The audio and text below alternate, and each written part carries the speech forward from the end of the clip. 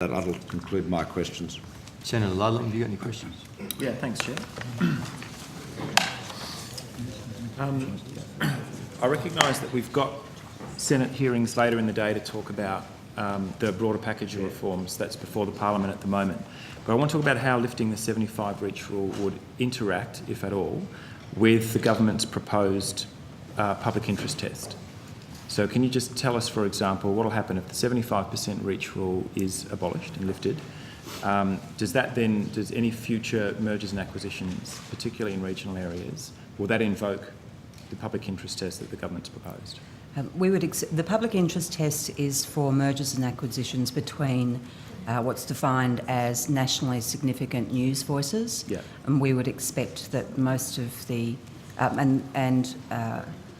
it's a combination of, firstly, that we're talking about commercial radio and commercial television broadcasting licences, so they're considered a voice. They would have to be over a certain threshold audience, yeah. And we would expect that most of these would be. Most. And therefore, that if there were mergers between them, then that would probably call in enliven the interest of the public interest advocate.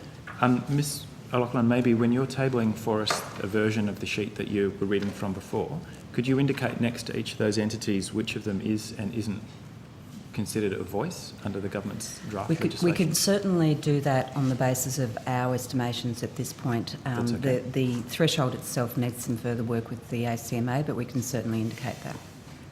Another relevant consideration is that something like Win Corporation, for example, is a network of stations, yes. And so a range of things would come into play in terms of one company owning a network of stations and another company owning a network of stations, which would be in addition to the impacts on individual voices. We will get to track this a little bit better later in the day, hopefully, but how would an affiliate service be treated, for example, under that test, where it's effectively a shell that's just streaming content out of one of the big networks?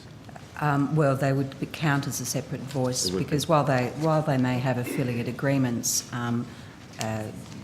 networks such as Win provide significant content in their own right, yeah. In terms of local news content. Okay. Those rules tie to control, not to the content per Yeah. se. Not what, sorry? They're tied to control, not to the actual provision of the content. I mean, there is a broad content test relating to determining whether or not someone is in control, but basically there's a difference between an affiliation arrangement, which is a simple commercial yep. arrangement between a metropolitan and a regional broadcaster, and who controls the network. All right. It might be made a bit clearer if you're able to table that paper. If the reach rule is dissolved and we see a wave of mergers and acquisitions in regional areas that some of them may be subject to the public interest test and some may not, what instruments do you use presently to guarantee a minimum amount of local content, or particularly news and current affairs, in regional areas? As I explained, the main provision is a licence condition under Section 43 of the Act, and that relates to requiring regional television broadcasters to broadcast to local areas a minimum level of material of local significance. That's a licence condition which is administered by the ACMA, and that it's a combination of it's a point system. So each of the broadcasters have to reach a threshold of points, and they can do that by the provision of what's defined as material of local significance, which may or may not be news. But they get additional points, so there's a very strong incentive for them to provide local news. Okay. So, for example, how many points do I get if I run a regional radio broadcaster and instead of basing somebody locally, I plant someone in Sydney with my, in my parent company's studio, and I read press clippings from a regional newspaper into a microphone into that broadcast licence area? How many points do I get for a practice like that? Senator, I don't think I can do a points calculation on that one, but I would explain that the licence condition for television relates to the provision of content, not the presence of facilities in a local area. So it's different to the radio. So I wouldn't have to necessarily base anybody out there at all? It would be up to the commercial broadcasters to decide where they place people.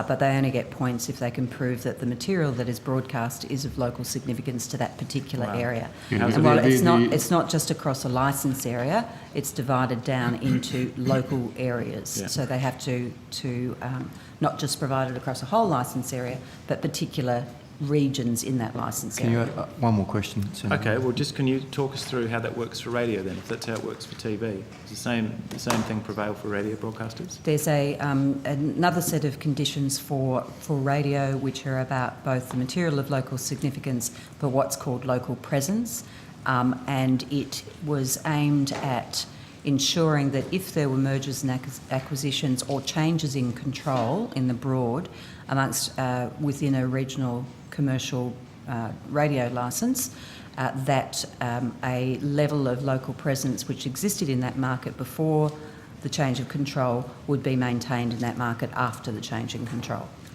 Yeah, there are two layers. There's a local presence condition and a local content condition, and some senators who are involved in that process will recall there's a thing called a trigger event which activates the local content provision, which is tied to control.